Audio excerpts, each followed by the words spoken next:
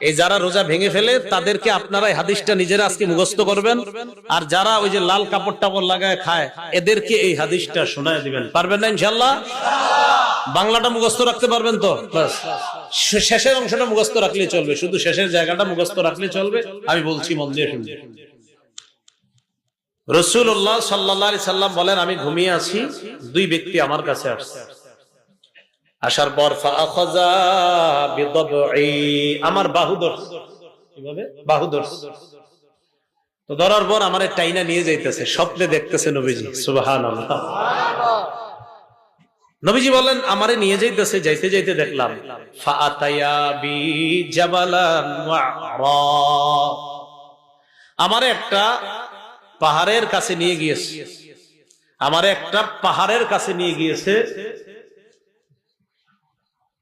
তো এই দুর্গম পাহাড়, এই দুর্গম পাহাড়ের সামনে গিয়ে আমি দাঁড়ায় রয়েছি। দুর্গম পাহাড়, ওটার সামনে দাঁড়ায় রয়েছি। নবীজির নিয়ে গেছে কয়জন? দুইজন। এইভাবে মনে করেন দুইজন রাসূলরে এইভাবে দুই বাহুতে ধইরা দুইজন নিয়ে গেছে। তা আপনি সামনে এলেন না, দেয়ালে সুন্দর হইতো, আচ্ছা আইছেন না, সমস্যা নেই। মানে দুইজন দুই দিক দিয়ে ধরছে, আপনি ধরে নিতে পারেন এইরকম, এরকম ধরে নিয়ে গেছে। বুঝছেন সবাই? এরকম। তা আমাকে যখন ওই দুর্গম পাহাড়ের কাছে নিচে আমি দাঁড়ায় রইলাম, ফাকালা, দুইজন আমাকে বললেন, ইসআদ, এই পাহাড়ের উপর উঠেন।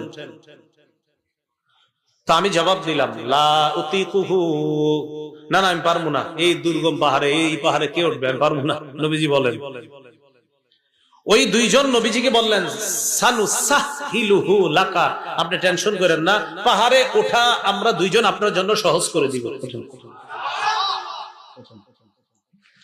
রাসূলুল্লাহ সাল্লাল্লাহু আলাইহি সাল্লাম বলেন, আমি ঘুমিয়েছিলাম, স্বপ্নে দুই ব্যক্তি আমার কাছে এসেছে, আমার দুই বাহু ধরে আমাকে টেনে নিয়ে গেছে, দুর্গম একটা পাহাড়ের কাছে আনছে। ওই পাহাড়ের কাছে যাওয়ার পর আমি পাহাড়ের সামনে দাঁড়িয়ে রইলাম। আমাকে ওই দুইজন বললেন, আপনি পাহাড়ে ওঠেন। আমি বললাম, আমি উঠতে পারবো না। তারা দুইজন আমাকে বললেন, আমরা এই পাহাড়ে যেন আপনি উঠতে পারেন, এই ওঠাটা আমরা আপনার জন্য সহজ করে দিব, আমরা সাপোর্ট দিব, আপনি ওঠেন।